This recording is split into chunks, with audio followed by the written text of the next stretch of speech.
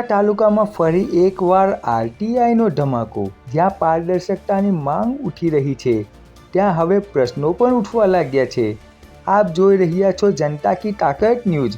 વાગરા ગ્રામ પંચાયત વિસ્તારમાં મહત્વપૂર્ણ વિકાસ કામોને લઈને હવે આરટીઆઈ દ્વારા સવાલો ઉઠાવવામાં આવી રહ્યા છે। જાવેદ પટેલ દ્વારા આરટીઆઈ અરજી કરીને વાગરા બસ ડેપો માટે ફાળવવામાં આવેલી જમીન વિશે સંપૂર્ણ માહિતી માંગવામાં આવી છે। આ જમીન ક્યારે, કેવી રીતે અને કયા નિયમો હેઠળ ફાળવવામાં આવી છે તે અંગે તમામ વિગતો જાણવા માટે આ આરટીઆઈ કરવામાં આવી છે।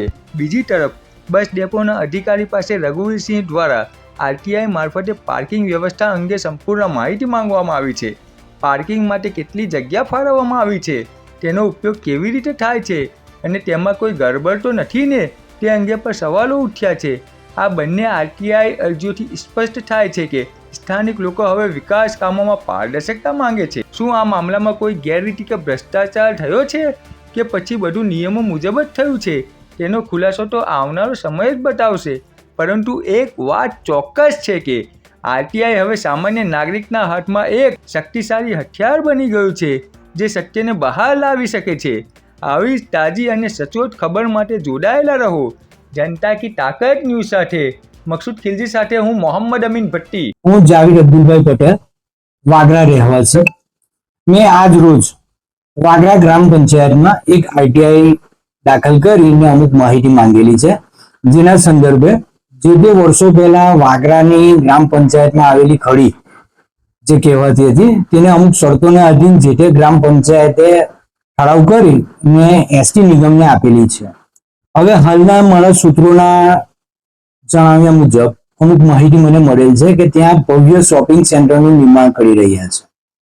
હવે આરટીઆઈ માંગવાનો મેઇન ઉદ્દેશ્ય છે કે જે તે સમયે કઈ શરતોને આધીન ગ્રામ પંચાયતે એ જગ્યા આપેલી છે અને જો જે તે ગ્રામ પંચાયતની જગ્યામાં એસટી નિગમ દ્વારા ભવ્ય શોપિંગ બનાવવામાં આવતું હોય તો એની મંજૂરીમાં આવતા જે તે તાલુકા વિકાસ અધિકારી, ટીડીઓ, ડીડીઓ, કલેક્ટર સાહેબ, મામલતદાર સાહેબ એ લોકોએ વિકાસ જો વાગરાનો ખરેખર જોઈતો હોય તો મેડિકલ ક્ષેત્રમાં જવું પડે અથવા કોઈ પણ એજ્યુકેશનલ ક્ષેત્રમાં જવું પડે, ઇન્ડસ્ટ્રીયલ ટ્રેનિંગ ઇન્સ્ટિટ્યૂટમાં જવું પડે, એ મારી ગણતરી છે। એક જાગૃત નાગરિક હોવાને કારણે મેં આરટીઆઈની માંગણી એટલા માટે કરેલી છે કે જો ભવિષ્યમાં ત્યાં ભવ્ય શોપિંગ સેન્ટરનું એ લોકો નિર્માણ કરે તો એની મંજૂરી કેવી રીતે થઈ શકે, ત્યારબાદ એ શોપિંગ સેન્ટર નિર્માણ થતાની સાથે જ આજુબાજુની દરેક ગામની પબ્લિકોની શોપ, નાની નાની રોજીરોટી જીવવા માટે લોકો ધંધો લઈને બેઠેલા છે, એમના ભવિષ્યનું શું, એમના ધંધાનું શું, એટલે એ બધી વસ્તુને લઈ મેં આજ રોજ ગ્રામ પંચાયતને માહિતી માંગેલી છે આરટીઆઈ હેઠળ કે તમે કયા ઠરાવ, કઈ શરતોને આધારે તમે આ લોકોને એસટી ડેપોને નિગમને તમે આટલી મોટી જગ્યા આપી દીધેલી છે, તો શું આગળ કરવું એક વખત આરટીઆઈ ની માહિતી આપણને મળે ત્યારબાદ આપણે આગળનું નક્કી કરીશું। જય હિન્દ, જય ભારત, થેન્ક યુ।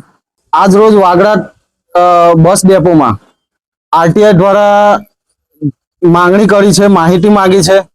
જે વાગરા બસ ડેપોમાં જે પાર્કિંગ ફી વસૂલ કરવામાં આવે છે, છેલ્લા 5 મહિનાથી પાર્કિંગ ફી વસૂલ કરવામાં આવે છે।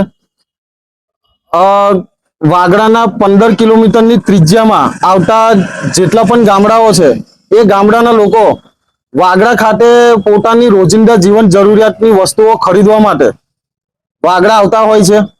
ત્યારે પહેલા કોઈ ફી વસૂલ કરવામાં આવતી નથી, પરંતુ અત્યારે કોના આદેશથી, કયા સત્તા અધિકારીના આદેશથી આ ફી વસૂલ કરવામાં આવે છે અને સાથે છેલ્લા ઘણા સમયથી આની પર કાર્યવાહી કરવાની માંગ કરીએ છીએ અને આવનારા દિવસોમાં આજે આરટીઆઈ અધિનિયમ 2005 હેઠળ આરટીઆઈ માંગી છે। જે લોકો અહીંયા પાર્કિંગ માટે આવે છે તેનું કોઈ આધાર પુરાવા વગર પાર્કિંગ ફી વસૂલ કરવામાં આવે છે। તો અમે માહિતી માંગીએ છીએ કે કયા આદેશથી, કોના આદેશથી આ પાર્કિંગ ફી વસૂલ કરવામાં આવે છે અને આ માહિતી ચોક્કસ સમયગાળા દરમિયાન માહિતી આપવામાં નહીં આવે તો આવનારા દિવસોમાં વાગરા બસ ડેપો ખાતે આ મુદ્દે ઉગ્ર વિરોધ પણ કરીશું અને જરૂર પડે તો આંદોલન પણ કરીશું।